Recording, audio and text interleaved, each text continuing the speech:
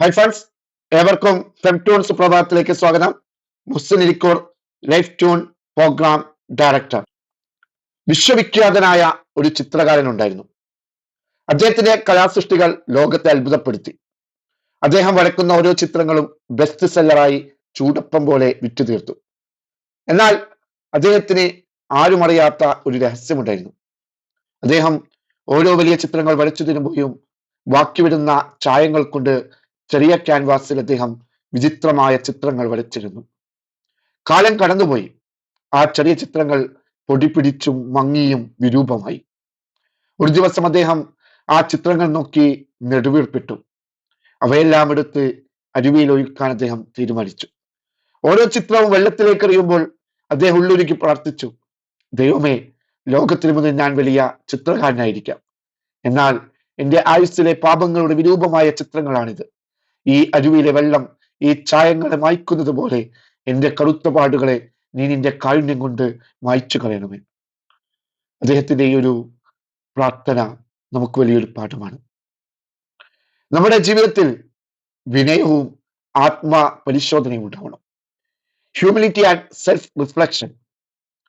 ലോകം മുഴുവൻ ഒരാളെ പുകഴ്ത്തുമ്പോഴും തന്റെ ഉള്ളിലെ പോരായ്മകളെ തിരിച്ചറിയാൻ ആ ചിത്രകാരന് സാധിച്ചിരുന്നു. വിജയത്തിന്റെ കൊടുമുടിയിൽ നിൽക്കുമ്പോഴും സ്വന്തം തെറ്റുകളെ കുറിച്ച് ബോധവാനായിരിക്കുക എന്നതാണ് ഒരാളുടെ ഏറ്റവും വലിയ ഗുണം എന്ന് പറയുന്നത്. രണ്ടാമതായി, പ്രശസ്തിയും യാഥാർത്ഥ്യവും. 5 vs റിയാലിറ്റി. ലോകം നമ്മളെ കാണുന്നത് നാം പുറത്തെടുക്കുന്ന വലിയ ചിത്രങ്ങളിലൂടെയാണ്. എന്നാൽ നമ്മുടെ യഥാർത്ഥ വ്യക്തിത്വം നാം ആരും അറിയാതെ വരച്ചിരുന്ന ചെറിയ വിചിത്രമായ വരകളിലാണ് അടങ്ങിയിരിക്കുന്നത്. പൊതുജന മധ്യത്തിലെ പ്രതിച്ഛായയല്ല, മറിച്ച് സ്വകാര്യ ജീവിതത്തിൽ സത്യസന്ധതയാണ് പ്രധാനം.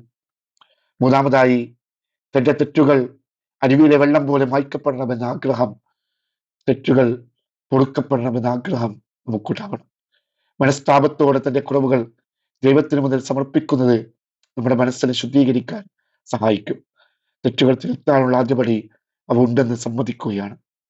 നാലാമതായി, ബാഹ്യരൂപത്തെക്കാൾ അന്തർലീനമായ ശുദ്ധി നമുക്കുണ്ടാവണം.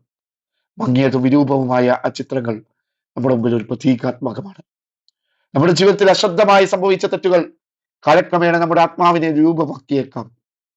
ബാഹ്യമായ പ്രശസ്തിയേക്കാൾ ആത്മീയ ശുദ്ധിക്കാണ് നാം മുൻഗണന നൽകേണ്ടത്. നമ്മൾ എത്ര വലിയവരാണെന്ന് ലോകം പറഞ്ഞാലും നമ്മുടെ പോരായ്മകളെ തിരിച്ചറിഞ്ഞ് അവ തിരുത്താൻ ശ്രമിക്കുന്നവനാണ് യഥാർത്ഥത്തിൽ വിജയി. തെറ്റുകൾ തിരിച്ചറിഞ്ഞ് പശ്ചാത്തപിക്കുകയും അവ തിരുത്താൻ ശ്രമിക്കുകയും ചെയ്യേണ്ടത് നമ്മുടെ ജീവിതത്തിലെ അത്യന്താപേക്ഷിതമാണ്.